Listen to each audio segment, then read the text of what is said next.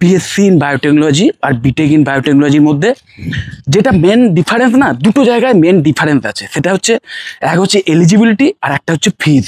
যারা PCB student তারা BSc in বায়োটেকনোলজিতে chance পাবে, যারা পিসিএমএ স্টুডেন্ট তারা বিটেক ইন বায়োটেকনোলজিতে চান্স পাবে, আর যারা পিসিএমবি স্টুডেন্ট তারা বোথ যে কোনো একটা চয়েস করতে পারে।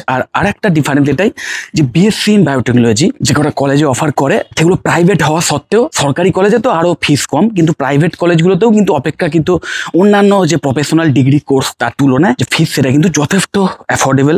বিশেষ করে একদম এমন কলেজও আছে যেখানে টপ লেভেলের ফ্যাকাল্টি মেম্বাররা আছেন, ইন্ডাস্ট্রি এক্সপিরিয়েন্সড, এবং খুব হাই কোয়ালিটি ল্যাব আছে, অ্যাডভান্স ল্যাব আছে, ভালো প্লেসমেন্টের সাপোর্ট দেওয়া হয়। এই টাইপের কলেজেও কিন্তু ফিস ওই 3 লাখের মধ্যেই।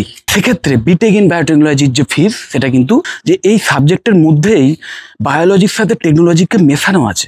তো টেকনোলজি যেখানে এমনিতেই রয়েছে সেখানে তো ইঞ্জিনিয়ারিং অ্যাসপেক্ট যেটা মাস প্রোডাকশনের জন্যও, যে industrial mass production bio product যেগুলো, সেগুলোর মাস প্রোডাকশনের জন্য টেকনোলজিক্যাল সাপোর্ট বা বলো বা যে টেকনোলজিক্যাল নলেজের দরকার, যে স্কিল সেটের দরকার, সেটা এমনিতেই এই কোর্সের মধ্যেই রয়েছে, মানে সাবজেক্টের মধ্যেই রয়েছে।